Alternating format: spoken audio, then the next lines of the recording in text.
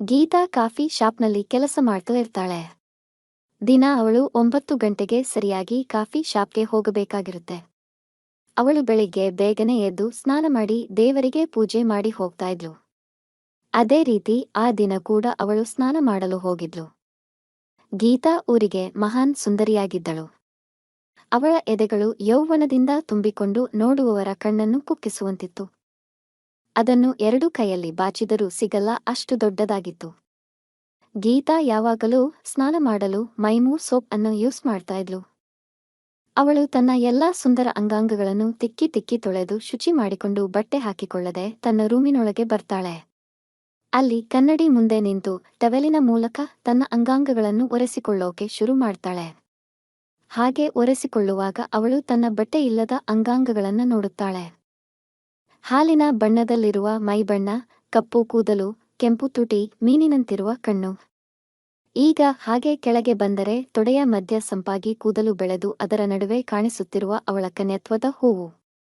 ಅದನ್ನೆಲ್ಲ ನೋಡಿದವಳು ನಾನೆಷ್ಟು ಸುಂದರನಾಗಿದ್ದೇನೆ ಅಂತ ಯೋಚಿಸುತ್ತಾ ಇಂತಹ ದೇಹವನ್ನು ನೀಡಿದ್ದಕ್ಕೆ ದೇವರಿಗೆ ಧನ್ಯವಾದ ಹೇಳುತ್ತಾಳೆ. ಅಷ್ಟರಲ್ಲಿ ಒಳಗೆ ಬಂದ ಅವಳ ಅಮ್ಮ, ಏನಿಂದು ಅವತಾರ, ಇಷ್ಟು ದೊಡ್ಡವಳಾಗಿ ಬೆಳೆದಿದ್ಯಾ, ಒಂಚೂರು ನಾಚಿಕೆ ಅನ್ನೋದು ಇಲ್ಲ ನಿನಗೆ, ಬೇಗ ಬಟ್ಟೆ ಹಾಕೊಳ್ಳೆ, ಅಸಭ್ಯ ಅಂತ ಹೇಳಿ ತಿಂಡಿ ಮತ್ತು ಕಾಫಿನ ಇಲ್ಲಿ ಟೇಬಲ್ ಮೇಲೆ ಇಟ್ಟಿದ್ದೀನಿ, ಒಂದು ಚೂರು ಬಿಡದೆ ತಿನ್ಕೊಂಡ್ ಹೋಗು ಅಂತಾಳೆ. ಅಮ್ಮ, ಯಾಕಮ್ಮ ಬೈತೀಯಾ, ನೋಡಿದ್ದು ನೀನೇ ತಾನೆ, ಮನೆಯಲ್ಲಿ ಬೇರೆ ಯಾರೂ ಇಲ್ಲ, ನಾನು ಹೇಗಿದ್ರೆ ನಿನಗೇನು ತೊಂದರೆ ಅಂತ ಕೇಳ್ತಾಳೆ.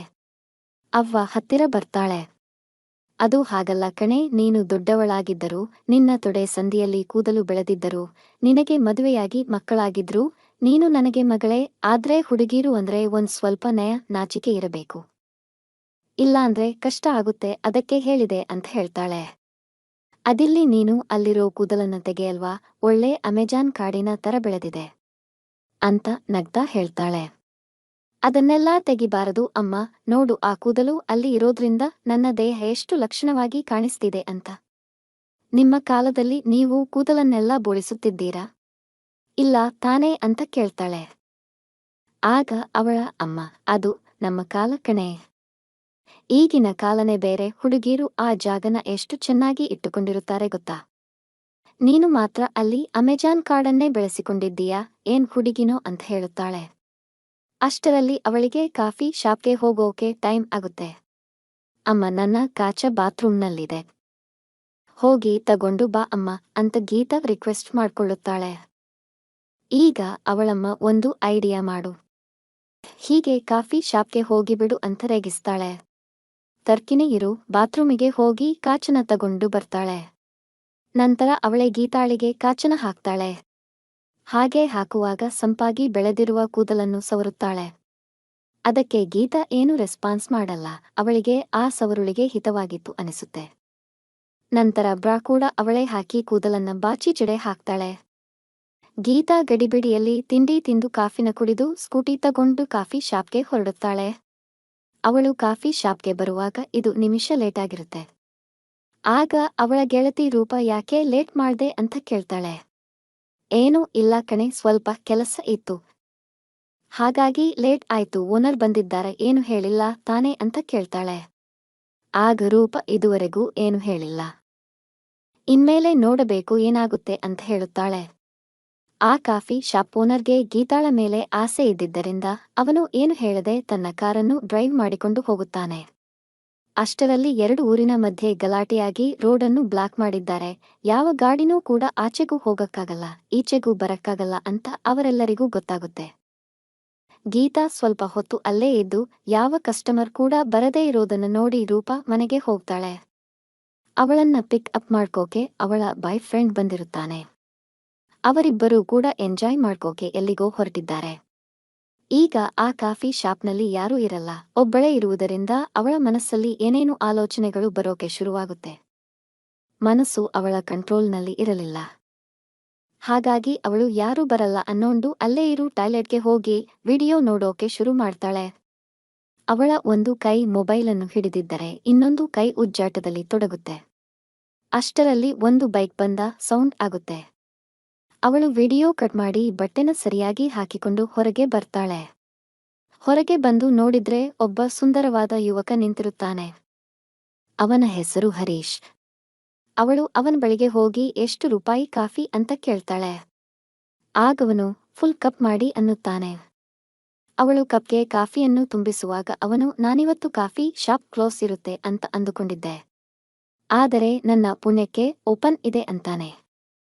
ಆಗವಳು ಇನ್ನು ಸ್ವಲ್ಪ ಹೊತ್ತಿನಲ್ಲಿ ನಾವು ಕೂಡ ಕ್ಲೋಸ್ ಮಾಡ್ತೇವೆ ಅಂತಾಳೆ. ಮತ್ತು 75 ರೂಪಾಯಿ ಆಯಿತು ಅಂತಾಳೆ. ಆಗವನು ತನ್ನ ಪಾಕೆಟ್ನಿಂದ ಒಂದು 100 ರೂಪಾಯಿ ನೋಟನ್ನು ಕೊಡುತ್ತಾನೆ. ಹಾಗೆ ಕೊಡುವಾಗ ಅವರಿಬ್ಬರ ಕೈ ಟಚ್ ಆಗುತ್ತೆ. ಇಬ್ಬರು ಒಬ್ಬರನ್ನೊಬ್ಬರು ಮುಖನ ನೋಡ್ಕೋತಾರೆ. ಆಗ ಅವನು ಇಲ್ಲಿ ನಿಮ್ಮನ್ನು ಬಿಟ್ಟು ಬೇರೆ ಯಾರೂ ಇಲ್ಲ ಅಂತ ಕೇಳುತ್ತಾನೆ. ನನ್ನ ಫ್ರೆಂಡ್ ಒಬ್ಬಳು ಇದ್ದಳು, ಆದ್ರೆ ಸ್ವಲ್ಪ ಹೊತ್ತಿನ ಮುಂಚೆ ಅವಳು ಕೂಡ ಹೋದ್ಲು. ಈಗ ಕಸ್ಟಮರ್ ಬರದೇ ಇದ್ರೆ ನಾನು ಕೂಡ ಕ್ಲೋಸ್ ಮಾಡಿ ಹೋಗುತ್ತೇನೆ ಅಂತಾಳೆ. ಅಷ್ಟು ದೊಡ್ಡ ಕಾಫಿ ಶಾಪ್ನಲ್ಲಿ ಅವಳೊಬ್ಬಳೇ ಇರುವುದು ಅಂತ ಕೇಳಿ ಅವನಿಗೆ ಖುಷಿಯಾಗುತ್ತದೆ. ಇಬ್ಬರೂ ಕೂಡ ಏನೇನೋ ಮಾತನಾಡೋಕೆ ಶುರು ಮಾಡುತ್ತಾರೆ. ಅವರಿಬ್ಬರು ವಯಸ್ಸಿಗೆ ಬಂದವರು, ಆದ್ದರಿಂದ ಮಾತುಗಳು ಪೂಲಿಯಾಗಿ ಇರುತ್ತೆ. ಹಾಗೆ ಮಾತಿನ ಮಧ್ಯೆ ಅವನು ನೀನು ಎಷ್ಟು ಜನರ ಜೊತೆ ಮಾಡಿಸಿಕೊಂಡಿದ್ದೀಯಾ ಅಂತ ಕೇಳುತ್ತಾನೆ. ಈಗ ಗೀತಾ ಜಿ ಹೋಗೋ, ನನಗೆ ಯಾರೂ ಮಾಡಿಲ್ಲ, ನಾನಿನ್ನೂ ಕನ್ಯೆಯಾಗಿಯೇ ಇದ್ದೀನಿ ಅಂತ ನಾಚುತ್ತಾ ಹೇಳುತ್ತಾಳೆ. ಅದನ್ನು ಕೇಳಿದ ಹರೀಶ್ಗೆ ತುಂಬಾನೇ ಖುಷಿಯಾಗುತ್ತದೆ. ಇಂತಹ ಕಾಲದಲ್ಲಿ ಮಾಡಿಸಿಕೊಳ್ಳದೆ ಇರೋ ಹುಡುಗೀರು ಸಿಗುವುದು ಬಹಳ ಕಷ್ಟ. ಹೇಗಾದರೂ ಮಾಡಿ ಇವಳಿಗೆ ಮಾಡಬೇಕಲ್ಲ ಅಂತ ಒಳಗೊಳಗೆ ಅಂದುಕೊಳ್ಳುತ್ತಾನೆ. ಅಷ್ಟರಲ್ಲಿ ಗೀತಾ ಅದು ಸರಿ, ನೀನು ಎಷ್ಟು ಜನರಿಗೆ ಮಾಡಿದ್ದೀಯಾ ಅಂತ ಕೇಳುತ್ತಾಳೆ. ಆಗವನು ಒಬ್ಬ ಅಂಟಿಗೆ ಮಾಡಿದ್ದ, ಆದರೆ ನಿನ್ನಂತ ಹುಡುಗಿಗೆ ಯಾರಿಗೂ ಮಾಡಿಲ್ಲ ಅಂತಾನೆ. ಮತ್ತೆ ನೀನು ನನಗೆ ಮಾಡೋಕೆ ಚಾನ್ಸ್ ಕೊಡ್ತೀಯಾ ಅಂತ ಕೇಳುತ್ತಾನೆ. ಅವಳ ಆಸೆಗಳು ಕೂಡ ಕಟ್ಟೆ ಒಡೆದು ಮಾಡಿಸಿಕೊಳ್ಳಬೇಕೆಂಬ ಆಸೆ ಜೋರಾಗಿದ್ದರಿಂದ ಸರಿ ಅಂತ ಹೇಳುತ್ತಾಳೆ. ಆಗ ಹರೀಶ್ ನನ್ನ ತಮ್ಮನನ್ನು ನೋಡಿದ್ದೀಯಾ ಅಂತ ಕೇಳುತ್ತಾನೆ. ಅದಕ್ಕೆ ಅವಳು ಇಲ್ಲಿ ಬೇಡ, ನಾವಿಬ್ಬರೂ ಟಾಯ್ಲೆಟ್ಗೆ ಹೋಗೋಣ, ಅಲ್ಲಿ ನಿನ್ನ ತಮ್ಮನನ್ನು ತೋರಿಸು ಅಂತ ಹೇಳುತ್ತಾಳೆ. ಆಗ ಹರೀಶ್ ಅನಿಸುತ್ತೆ ಹಕ್ಕಿ ಹಳಕ್ಕಿ ಬಿತ್ತು ಅಂತ. ಅವನು ಅವಳ ಹಿಂದೆಯೇ ಹೋಗುತ್ತಾನೆ. ಟಾಯ್ಲೆಟ್ಗೆ ಹೋದ ಕೂಡಲೇ ಇಬ್ಬರು ಬಾಗಿಲು ಹಾಕುತ್ತಾರೆ. ಈಗ ಗೀತಾ ನಿನ್ನ ತಮ್ಮ ಹೇಗಿದ್ದಾನೆ ನೋಡೋಣ ಅಂತ ಅವನ ಹತ್ತಿರ ಹೋಗಿ ಪ್ಯಾಂಟ್ ಮುಂದೆ ಮಾಡಿ ನೋಡುತ್ತಾಳೆ. ಅಬ್ಬಾ ಚೆನ್ನಾಗಿದ್ದಾನೆ ಕಣೋ ನಿನ್ನ ತಮ್ಮ, ಅವನ ನನ್ನ ಮೇಲೆ ಯೂಸ್ ಮಾಡು ಬಾ ಅಂತಾಳೆ. ಅಷ್ಟು ಹೇಳಿದೆ ತಡ ಇಬ್ಬರ ಬಟ್ಟೆಗಳು ಕೂಡ ಕಳಚಿ ಬೀಳುತ್ತೆ. ಇಬ್ಬರು ಒಬ್ಬರನ್ನೊಬ್ಬರನ್ನ ಮುದ್ದಾಡಿಕೊಂಡು ನಿಂತುಕೊಂಡೇ ಆಟ ಆಡೋಕೆ ಶುರು ಮಾಡುತ್ತಾರೆ. ಅವಳ ಅಮೆಜಾನ್ ಕಾಡಿನಲ್ಲಿರುವ ಬಾವಿಯನ್ನು ಹುಡುಕೋಕೆ ಅವನು ಹರಸಾಹಸನ ಮಾಡುತ್ತಾನೆ.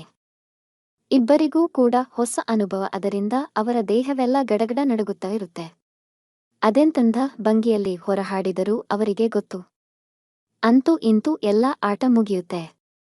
ಆ ಆಟದಲ್ಲಿ ಮೈಮರೆತ ಹರೀಶ್ ಎಲ್ಲವನ್ನೂ ಅವಳೊಳಗೆ ಬಿಟ್ಟಾನೆ. ನಂತರ ಅವರಿಬ್ಬರೂ ಬಟ್ಟೆ ಸರಿ ಮಾಡಿಕೊಂಡು ಹೊರಗಡೆ ಬರುತ್ತಾರೆ. ಹರೀಶ್ ಹೊರಡುವಾಗ ಅವಳ ನಂಬರನ್ನು ಕೇಳಿ ಪಡೆದುಕೊಂಡು ಹೋಗುತ್ತಾನೆ. ಇತ್ತ ಮನೆಗೆ ಬಂದ ಗೀತಾ ಕಾಫಿ ಶಾಪ್ನಲ್ಲಿ ನಡೆದದ್ದನ್ನು ನೆನೆಸಿಕೊಂಡು ನಾಚುತ್ತಿರುತ್ತಾಳೆ. ಜೊತೆಗೆ ಎಲ್ಲಿ ಮಗು ಆಗುತ್ತೋ ಅನ್ನೋ ಭಯ ಕೂಡ ಅವಳಲ್ಲಿ ಇರುತ್ತೆ. ಹಾಗಾಗಿ ಅವಳು ಅಲ್ಲಿ ನಡೆದಿದ್ದನ್ನೆಲ್ಲ ತನ್ನ ಅಮ್ಮಳಿಗೆ ಹೇಳುತ್ತಾಳೆ. ಆಗ ಅವಳ ಅಮ್ಮ ಪಪ್ಪಾಯಿಕಾಯಿಯನ್ನು ತಂದುಕೊಟ್ಟು, ಇನ್ನು 2 ವಾರ ಇದನ್ನು ಬಿಡದೆ ತಿನ್ನು, ಆವಾಗ ನಿನ್ನ ಒಳಗೆ ಇರೋ ಎಲ್ಲ ಹೊರಟು ಹೋಗುತ್ತೆ ಅಂತಾಳೆ. ಅವಳು ಕೂಡ ಅಮ್ಮ ಹೇಳಿದಂತೆ ಮಾಡುತ್ತಾಳೆ. ಮೊಟ್ಟಮೊದಲ ಬಾರಿಗೆ ಗೀತಾಳ ದೇಹದ ಸವಿಯನ್ನ ಒಬ್ಬ ಹುಡುಗ ಸವಿದದ್ದು. ಅವಳು ತುಂಬಾನೇ ಖುಷಿಯಲ್ಲಿ ಇರುತ್ತಾಳೆ. ಸ್ವಲ್ಪ ಸಮಯದಲ್ಲಿ ಹರೀಶ್ನಿಂದ ಕಾಲ್ ಕೂಡ ಬರುತ್ತೆ. ಇಬ್ಬರು ಊಟ ನಿದ್ದೆ ಇಲ್ಲದಂತೆ ಫೋನಿನಲ್ಲಿ ಮಾತಾಡೋಕೆ ಶುರು ಮಾಡಿದ್ದಾರೆ. ಅದರ ಮೇಲೆ ಕೂಡ ಅವಳು ಅವನ ಜೊತೆ ತುಂಬಾ ಸಲ ಮಾಡಿಸಿಕೊಳ್ತಾಳೆ. ಗೀತಾ ರಾತ್ರಿ ಹೊತ್ತು ಗಾಡಿಯಲ್ಲಿ ಬರ್ತಾ ಇರುವಾಗ ಅವಳ ಗಾಡಿ ಕೈಕೊಡುತ್ತೆ. ಎಷ್ಟು ಸ್ಟಾರ್ಟ್ ಮಾಡಿದ್ದು ಸ್ಟಾರ್ಟ್ ಆಗಲ್ಲ. ಕತ್ತಲೆ ಬೇರೆ ಆಗಿರೋದ್ರಿಂದ ಅವಳಿಗೆ ತುಂಬಾ ಭಯ ಆಗಿರುತ್ತೆ. ಹಾಗಾಗಿ ಅವಳು ರಜತ್ಗೆ ಕಾಲ್ ಮಾಡ್ತಾಳೆ. ಎಷ್ಟು ಸರಿ ಕಾಲ್ ಮಾಡಿದ್ರೂ ಅವನು ಕಾಲ್ ರಿಸೀವ್ ಮಾಡೋದೇ ಇಲ್ಲ. ಅವಳು ಅವನಿಗೆ ಕಾಲ್ ಮಾಡಿ ಸುಸ್ತಾಗಿ ಸುಮ್ಮನಾಗ್ತಾಳೆ. ಅವಳಿಗೆ ಮುಂದಕ್ಕೆ ಏನು ಮಾಡೋದು ಅಂತಾನೇ ಗೊತ್ತಾಗ್ತಾ ಇರಲಿಲ್ಲ. ಸ್ವಲ್ಪ ಸಮಯ ಬಿಟ್ಟು ಅವನೇ ಕಾಲ್ ಮಾಡುತ್ತಾನೆ. ಆಗವಳು ಅವನಿಗೆ ಸರಿಯಾಗಿ ಬೈತಾಳೆ. ನೀನು ಇಷ್ಟೊತ್ತನಕ ಏನ್ ಮಾಡ್ತಾ ಇದ್ದೀಯಾ? ನಿನಗೆ ಎಷ್ಟು ಕಾಲ್ ಮಾಡಿದರೂ ರಿಸೀವ್ ಮಾಡಲೇ ಇಲ್ಲ. ಈಗ ನಾನು ನಿಮಗೆ ಬೋರ್ ಆಗ್ತಿದ್ದೀನಿ ಅಲ್ವಾ ಅಂತ ಜೋರಾಗಿ ಕೂಗ್ತಾಳೆ. ಅದು ಹಾಗಲ್ಲ ಕಣೆ, ನಾನು ಮೊಬೈಲ್ನ ಇಲ್ಲೇ ಬಿಟ್ಟು ಫ್ರೆಂಡ್ ಮನೆಗೆ ಹೋಗಿದ್ದೆ. ಏನಾದರೂ ಸಮಸ್ಯೆನಾ? ಇಷ್ಟೊಂದು ಸಲ ಕಾಲ್ ಮಾಡಿದ್ದೀಯಲ್ಲ ಅಂತ ಕೇಳ್ತಾನೆ.